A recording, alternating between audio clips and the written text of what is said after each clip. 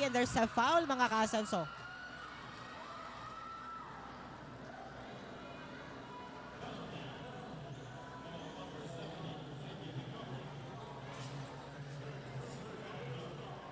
A foul for jersey number 17 of EMCOTECH. And a free throw for James Cubar. First free throw miss. Now getting ready for the second free throw.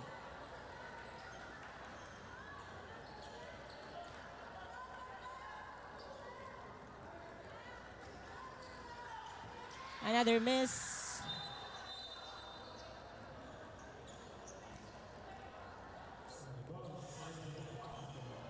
Ball possession for EMCOTECH. 3 minutes and 50 seconds remaining time for our third quarter.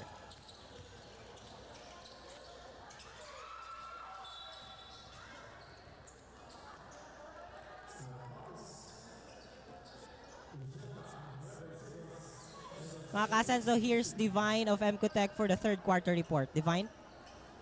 Yes po, ngayon naman ang naging focus ni Coach ay ang strategy ng team kung paano makamit ang panalo. Like make the defense of the team more stronger. Lahat ng techniques ni Coach at wais na strategies ay nagsilabasa na. Pero ang mas tumatak sa aking isipan mga ka-Asenso ay ang sinabi ni Coach na parang ganito. Just do your best inside the court. Buhatan ninyo tanan because this is just a once-in-a-lifetime opportunity. Ang importante, we fight fair. And I agree kay Coach. Ang importante ay ang lumaban ng patas at tama. Just try to make themselves, the viewers, and the EMCOTECH sections proud. Thank you, Divine, for that courtside stories. On the other hand, let's have Jamil of OLT. Kumusta mo, Jamil? Mga ka-Asenso, this is Jamil from OLT team. As the game intensified, Coach took a moment to gather the team and address critical points that could determine their performance. He reminded everyone to minimize fouls and avoid negative behavior on the court. He expressed his disappointment over all travel violations committed by our player and emphasized the importance of staying disciplined, working as a true team players, and reducing unnecessary error. He instructed them, if they get past your side near the key, make sure to immediately contest their shoot and gain position of the ball. Every position count and every shoot matter. To maintain focus and positive mindset is essential to perform at a high level with his guidance. The team left the huddle more determined, ready to play with discipline, unity, and intensity, knowing that each other action on the court could make the difference between victory and defeat. Thank you. Thank you so much, Jamil from OLT, for that in-depth report. Mga ka-Asenso, our score is 34-29. Wala dyan nagkalayo ang atong score mga ka-Asenso.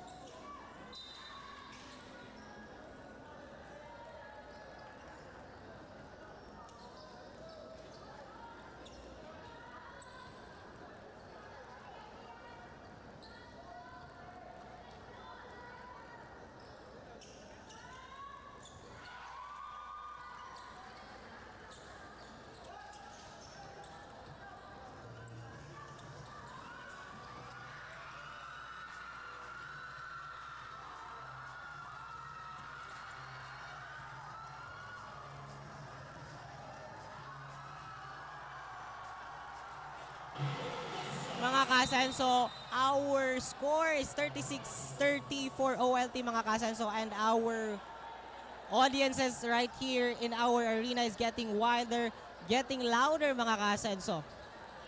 Hapit na tama puno. Dere sa ato ang Asenso Sports covered court, no? Remaining time for our third quarter, 2 minutes and 47 seconds. EMCOTECH trying to penetrate, and that's a good shot for EMCOTECH jersey number 19.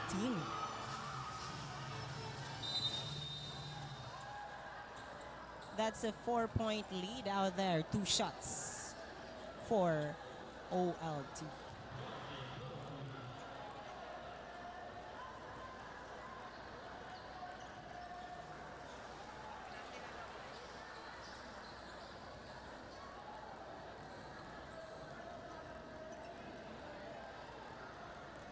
That's a free throw for Hulganza. First free throw.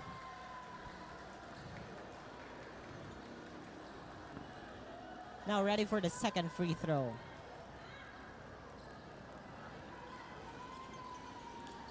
Miss. Ball now for EMCOTECH. EMCOTECH trying to penetrate again. That's a good shot for EMCOTECH, mga kasanso. Making our scores 34-37.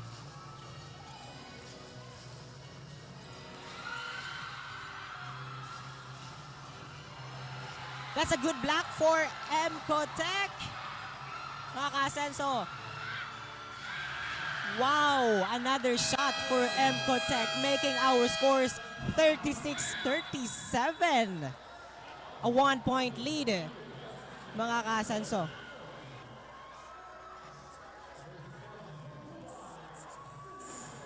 Timeout, and this timeout, mga kasanso, is brought to you by Asenso Sports.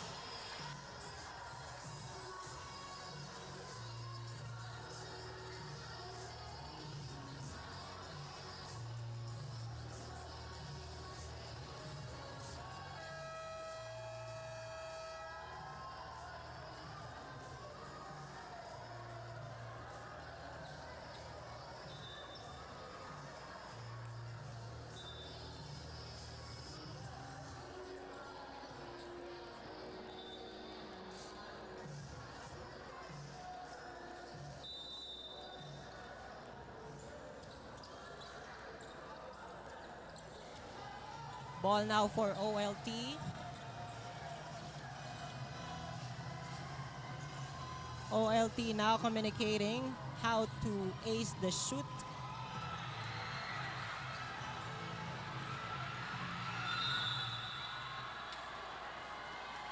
That's a traveling violation out there, mga kasenso.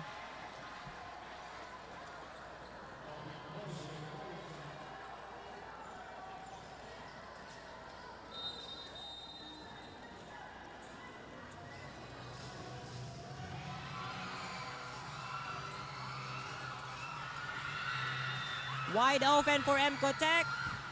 And that's a good shot, making EMCOTECH 1-point lead for our matchup tonight, mga kasenso. 38-37.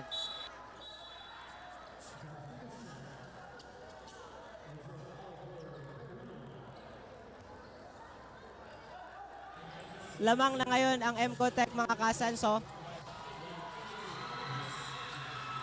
Bola now for EMCOTECH, trying to penetrate, and that's a miss. Now bola for OLT, Gubar now on. Dipasa ni Gubar, that's another miss, mga kasenso. Trying to penetrate again, that's a good shot for Gubar from OLT, mga kasenso. Remaining time for our third quarter, 30 seconds.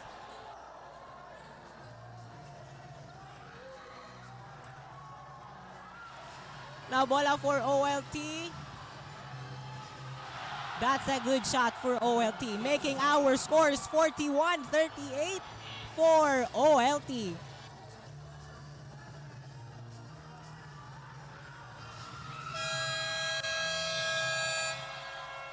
Mga kasenso, that's the end of our third quarter. Our scores 41-38 for OLT.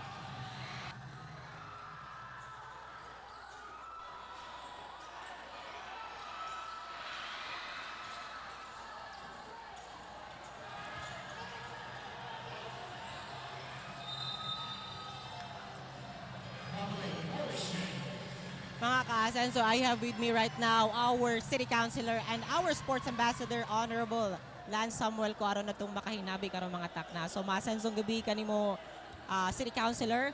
So recently we had our awarding ceremony of Asenso Volleyball League Season 3. What is your message sa tanang ning suporta, sa tanang ning participate sa Asenso Volleyball League Season 3? Yes, mapasalamaton kita Zion no sa tanang mga ming support sa ato ang program sa Asenso Volleyball League, especially sa atong mga team owners, atong mga participating schools. Happy kita nga we were able to create a collective and comprehensive program para sa atong volleyball event diri sa atong syudad no, and we're so thankful and so blessed nga nahimo kining successful no on its third season, and hopefully we're hopeful na pud for the next year nga for our fourth and fifth season. So, City Councilor, recently the media tagged Pagadian City as the sports capital of the South. So what are your thoughts about it, City Councilor? Well, ug mao man gani no na ilatang gitawag og sports capital of the South, then we're so proud na ilhan or nadunggan na ang atong syudad nga inana nga daghanta og sports activities na ginakandak diri. Rest assured nga mas ipadayon pa ginato na mudaghan pa ang atong activities sa sports no. That remarks is so encouraging on my part as the sports ambassador. That's very uplifting sa ato ang mga moral nga to do more and do more programs para sa atong sports diri sa atong syudad. So rest assured na kung tag man ta nila ana, mas ato pang mas nabadasig pa ta na muhimo pag mas daghan pang programa. Especially in the upcoming fiscal year of 2026, mas daghan tang abangan no, mas daghan tang mga sports na i-include, daghang events ato ma-include, mas papadako na to ang mga existing na to nga mga tournaments no.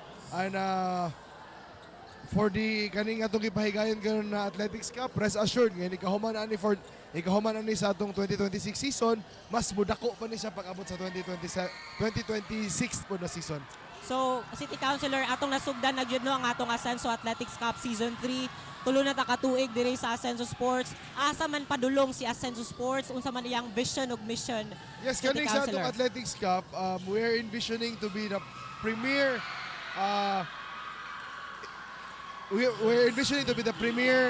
athletics, I mean kanang kon we're envisioning to be the premier school athletics meet no sa school athletics tournament diri sa ato ang syudad sa atong probinsya.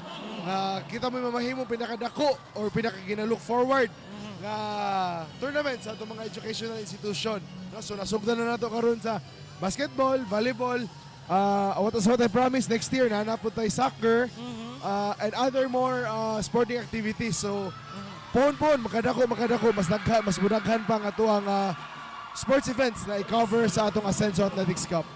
So City Councilor, grabe ang reach sa Asenso Athletics Cup no. Grabe gyud gipangandaman, gihulat gyud siya sa kadaghanan, City Councilor. Unsa man imong maistorya sa mga tao nga grabe ang paghigugma, grabe ang pagpanglantaw sa Asenso Athletics Cup. Well, as the sports ambassador, I could not be students proud about their school.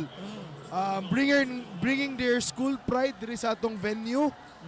Wala na ko'y mas labaw pang ma-describe no kung sa ko kalipay na mahimong ni materialize ang atong envision nga ang atong mga schools, ang atong mga peers mo dagsa gyud mo to show support sa ilahang eskwelahan. So makaingon ta na medyo successful na ta ani gamay, and hopefully ato lang ni siyang mas ma-nurture, atong mas ma-expound pa, and ato pang mas mapa-asenso ning maong programaha.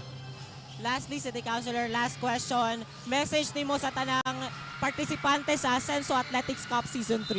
Well, to all the participants, no, ako yung dakong pasalamat, especially sa mga kadagkuan, sa mga nagkalain-laing eskwelahan, na for participating in this Asenso Athletics Cup Season 3. Hopefully, ang atong partnership in bringing the best para sa itong mga estudyante, mas magpadayon pa, mas malampuson pa, o mas mudlambo pa ning ato ang programa. Rest assured, wala kami laing tumungong tingwa dire kundi makahatag og next level na experience no para sa atong mga pinalangang estudyante. Daghang salamat gyud sa inyong participation. Thank you so much, City Councilor, for that fruitful conversation.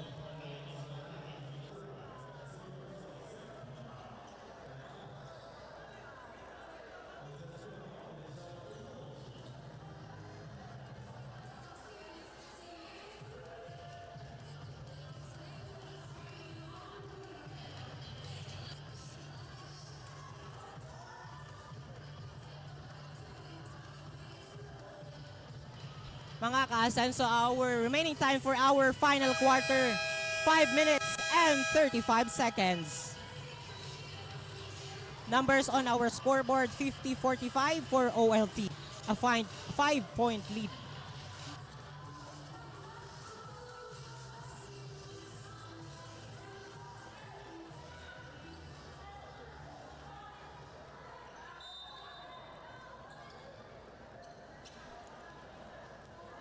A free throw for OLT. That's a miss. Now bola for EMCOTECH.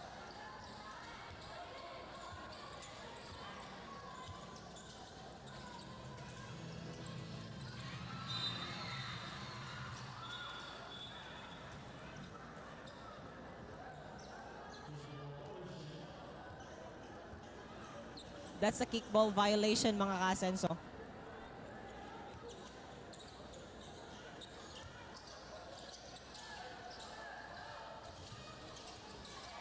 EMCOTECH trying to penetrate. That's a wide open for OLT. Making our score 52-45, mga ka-Asenso.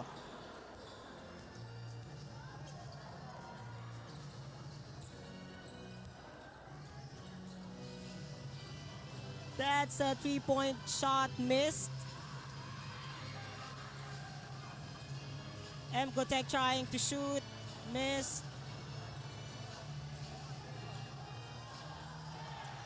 Bola na ilog sa OLT. That's a wide open for OLT. A ball out of bounds.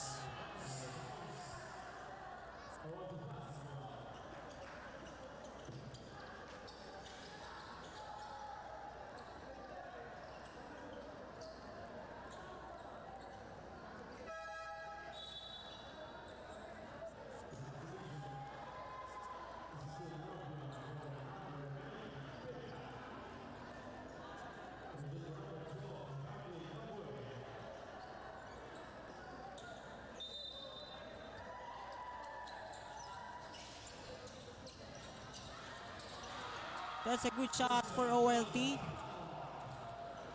Making our score 54-45. 4 minutes remaining time for our fourth quarter, mga ka-Asenso. EMCOTECH trying to shoot. That's a good shot for EMCOTECH.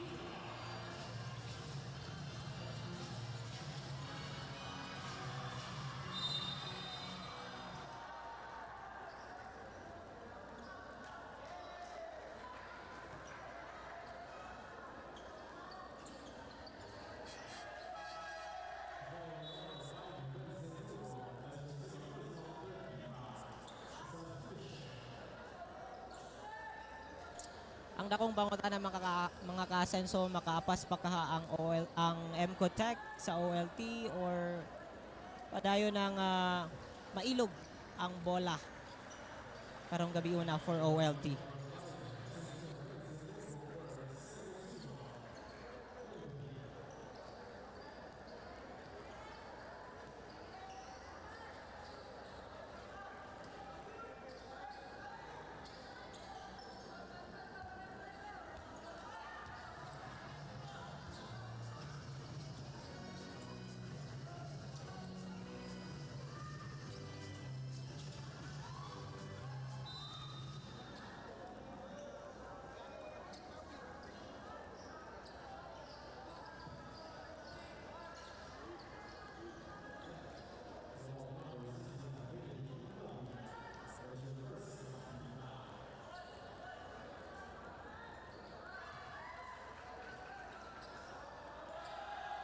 And for our final quarter report, here's Divine from EMCOTECH. Divine, kumusta mo?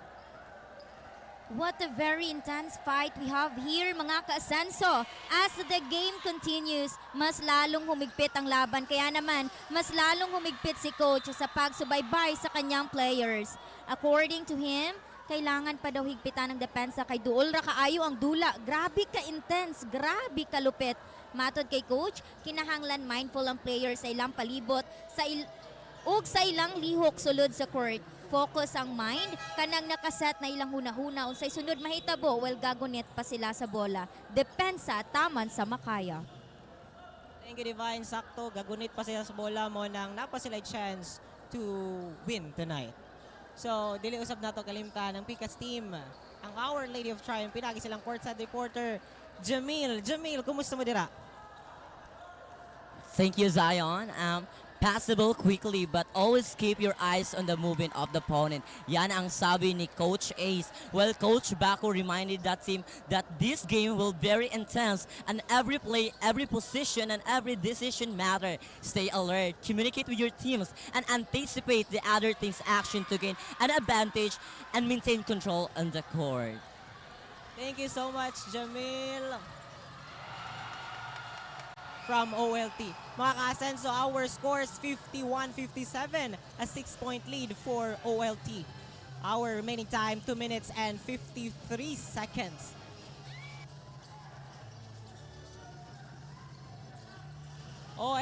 EMCOTECH trying to penetrate, and that's a good shot for EMCOTECH, mga ka-Asenso, making our scores 53-57.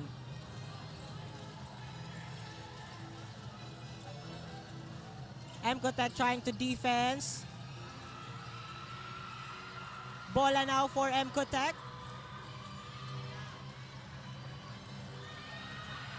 Bola nailog sa. There's a violation.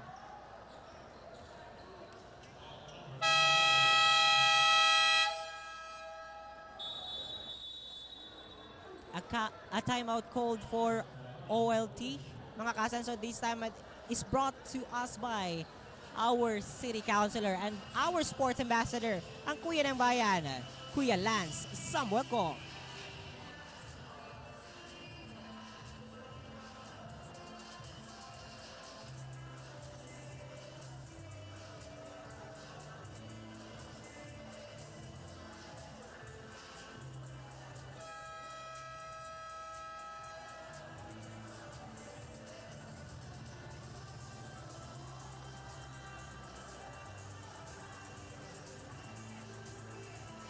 Mga ka-Asenso, EMCOTECH is 4 points away from OLT.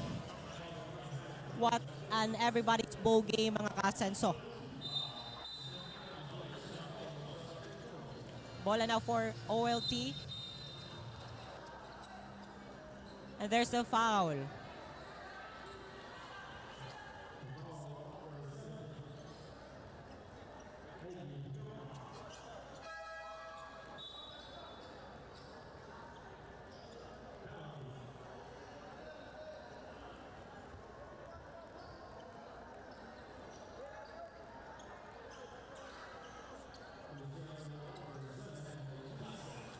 There's a free throw for jersey number 7 of OLT.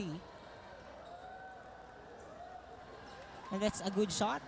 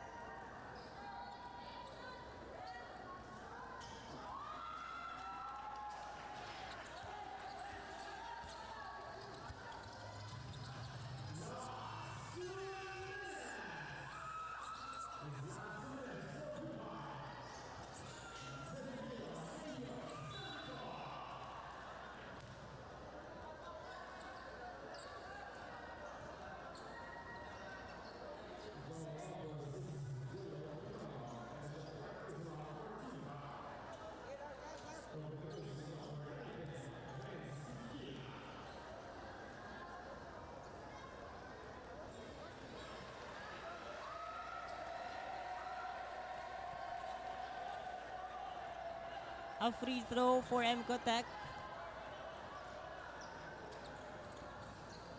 Second free throw missed.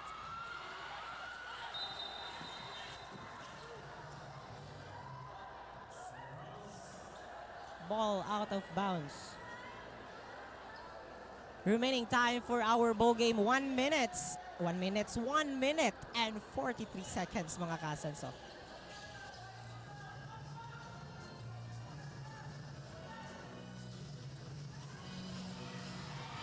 That's a block out there. Bola now for OLT. There's a violation.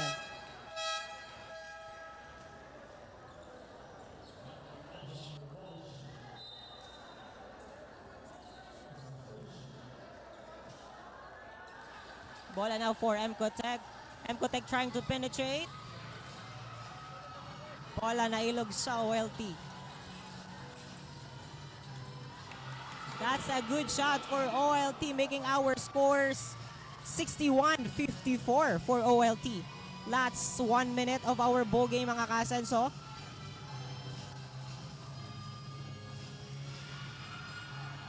EMCOTECH trying to shoot. 3. That's a miss. Olganza. That's a good shot of Olganza from OLT mga Kasenso. Making our score 63-54, a 9-point lead for OLT.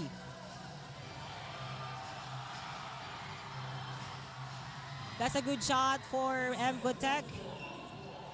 15 seconds remaining for our ball game. Another shot for OLT mga Kasenso.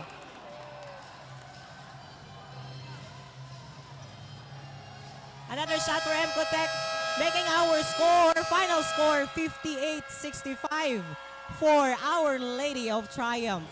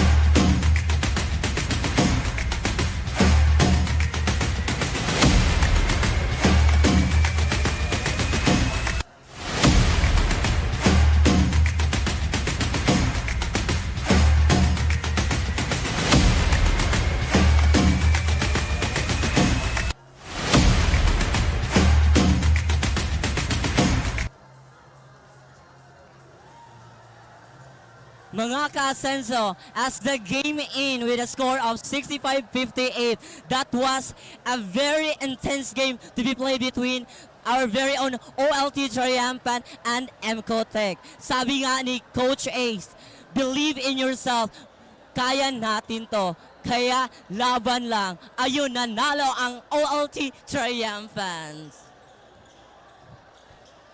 This is Jamil